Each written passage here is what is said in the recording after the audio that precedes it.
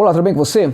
Vamos abordar neste vídeo, meus amigos e minhas amigas, a vitória do Flamengo sobre o Fortaleza da Arena Castelão. Uma vitória com muita autoridade da equipe carioca, que fica isolada agora da segunda colocação no Campeonato Brasileiro, segue a ser o principal perseguidor do Galo, né? Na busca, na luta pelo título da competição. O Galo venceu também nesta rodada, vence o Ceará dentro de casa. Mantém aí uma diferença muito grande, e era muito importante para o Flamengo que conseguisse vencer este jogo para se manter aí como um perseguidor em condição de, enfim, brigar por esse título aí com o Galo. O Fortaleza, por sua vez, perde de novo diante do seu público. O segundo jogo que o Fortaleza faz diante da sua torcida na volta do público ao Castelão, e a segunda derrota do Leão do PC, de novo uma equipe em muitos aspectos anêmica, mas em vários outros aspectos é preciso a gente pontuar que houve também ali vários erros na leitura do que era adversário, na escalação também do técnico Vojvoda, e também na demora, de novo na demora para substituir a equipe. Então o Fortaleza não foi muito bem, não foi bem, nada bem, jogou muito mal. O Flamengo vence uma partida que também não estava conseguindo apresentar o melhor do seu jogo. O Renato também leva a campo alguns jogadores, o Renato é estranho, na verdade, né? Ele banca alguns jogadores, ele poupa alguns jogadores. É estranho isso, porque o Flamengo já... os dirigentes do Flamengo já se apresentaram em outros momentos aí, reclamando dessa questão de poupar jogadores, e o Renato o faz sem nenhum problema. A questão é que no jogo de hoje o Fortaleza teve uma preocupação muito mais em se defender, entrou em campo aparentemente com medo do Flamengo, essa palavra, medo do Flamengo. Não foi uma equipe hoje, porque o Fortaleza teve grandes jogos na temporada contra adversários muito poderosos, entrou, às vezes jogou bem, às vezes não jogou bem, mas nunca teve medo do adversário. No jogo de hoje o Fortaleza entrou com medo do Flamengo, e o Vojvoda entrou com medo também da equipe do Flamengo. Na sua escalação, no comportamento da equipe, o Flamengo lutou pela vitória desde o começo do jogo. O Flamengo teve um primeiro tempo muito superior ao Fortaleza, muito superior, não conseguia acertar ali no terço final, não conseguia, por exemplo, finalizar. A defesa do Fortaleza se notabilizou por fechar bastante os espaços no primeiro tempo, mas este foi o jogo do Fortaleza, se limitar a se defender, né? As saídas não aconteciam, o jogo não fluía, o jogo não tinha vida. Onde, gente? Qual setor do Fortaleza em que o jogo não acontecia? No meio de campo. O Fortaleza vai com muita gente para defender, né? O meio de campo não constrói, né? E aí vem a questão de novo, né? Analisando agora, evidentemente, do ponto de vista do Fortaleza, para depois a gente falar um pouquinho do Flamengo. O Vojvoda simplesmente ele leva de novo o Lucas Lima para o jogo, leva o WP9, e qual é a razão de fazer essa escalação diante do Flamengo? Não tem o menor cabimento. Não tem o menor cabimento. Quem é você para falar que não tem... Eu sou um analista, gente, que estou olhando para o que está acontecendo, e eu fico chocado com esse tipo de ação, de atitude do Vojvoda, porque ele é um técnico tão inteligente e é capaz de fazer uma asneira dessa, gente. Essa palavra, asneira, porque quando você coloca o WP9 diante de uma defesa como do Flamengo, não tem o menor sentido. Não tem o menor sentido, a equipe vai perder movimentação. É um jogador que não consegue ter um trabalho interessante mais no último terço do campo, não tem boa movimentação. E o pior de tudo, ele volta a colocar o Lucas Lima no meio de campo. O que leva o Vojvoda a não deixar, né, a não abandonar jogadores como o Lucas Lima, que já deu sinais que não funciona, gente. Não consegue. Ele teve em alguns momentos ali alguns esforços, teve bola que ele recuperou no jogo também.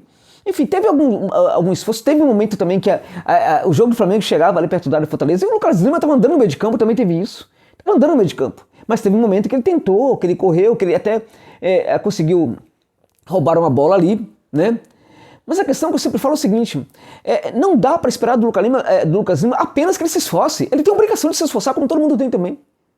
Agora, a questão do Lucas Lima passa muito também pela qualidade que ele precisa atribuir para esse jogo do Fortaleza. Ele não consegue atribuir essa qualidade. Ele não tem a intensidade, né? Ele não tem criação de jogo pelo setor do meio de campo, ele sobrecarrega o Crispim e ele fecha a porta para o Ederson também. Então, o Vojvoda está ali diante da área reservada ao técnico, se ele não está vendo isso. Então eu não entendo, não consigo entender. O Lucas Lima esteve ausente da equipe no jogo anterior, a equipe foi muito bem. Muito bem. Então o que não dá para entender é isso. Um jogador, ele vai para o banco de reservas porque ele não consegue jogar, e no outro jogo ele volta como titular. Ele vai para o banco, a equipe mostra que consegue jogar sem ele, que foi justamente a ausência dele que fez a equipe jogar muito bem. Aí no outro jogo, o cara volta como titular. Então qual é a lógica disso? Realmente não dá para entender. O Vojvoda foi muito mal nesse jogo. Muito mal. Da mesma forma que ele assina por grandes vitórias do Fortaleza, como assinou na semifinal da Copa do Brasil contra o São Paulo e também na última partida da equipe do Fortaleza contra o Fluminense. Ele assinou hoje pela derrota também. Ele foi o principal responsável. Precisamos deixar isso claro, gente.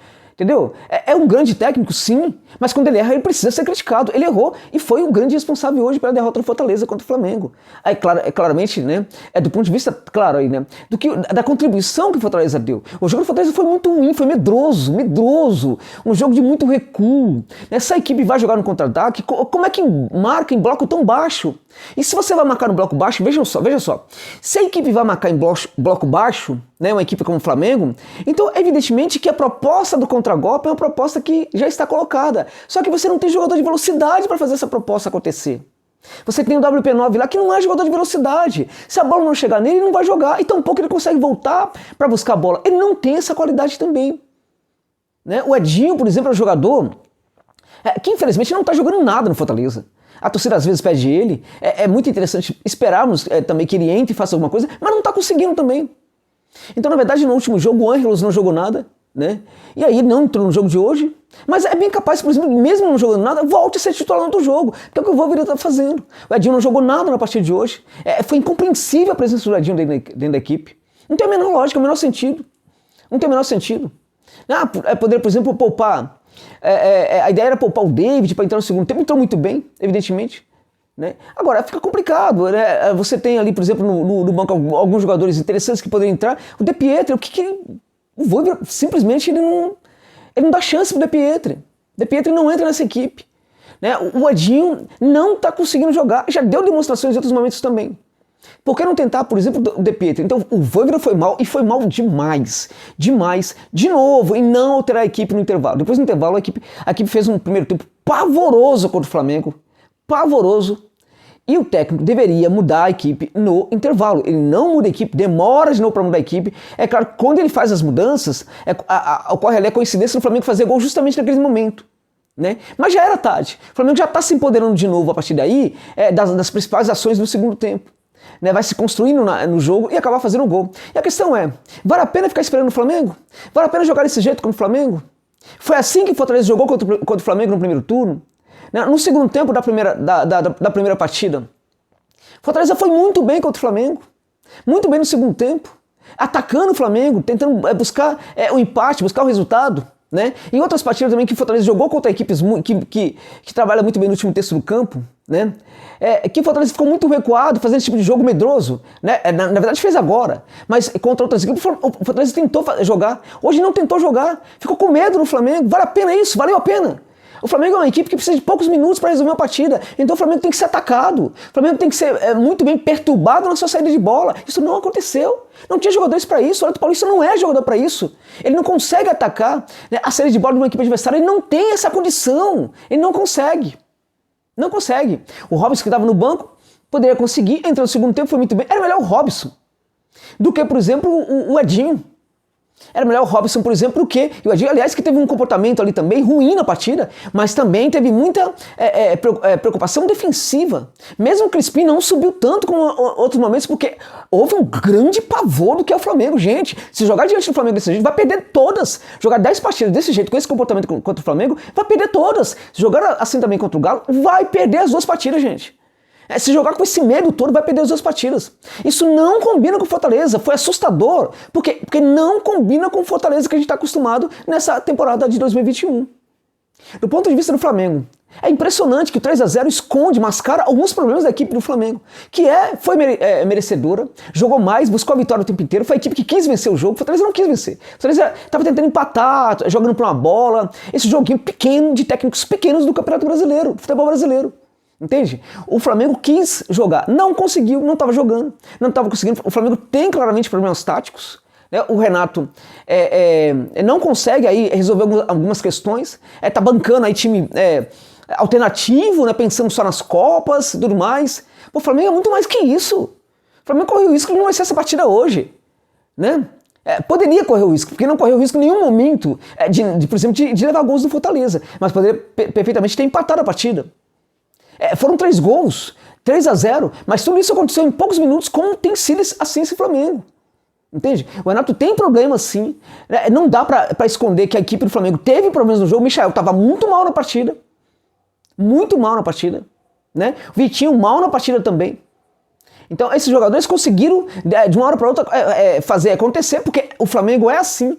E fica a questão, vale a pena para o adversário jogar assim na defesa contra o Flamengo com esse medo todo? O Flamengo venceu, e não convenceu evidentemente, mas ficou com a vitória fruto do seu merecimento, da vontade de ganhar. E o Flamengo é isso, é um time que com poucos minutos pode decidir contra quaisquer adversários. O Vojvoda não entendeu isso e perdeu feio hoje para o Flamengo. Grande vitória do Mengão, que no caso segue aí como grande perseguidor do Atlético Mineiro na busca pelo título do Campeonato Brasileiro. É isso, amigos e amigas. Tchau, tchau.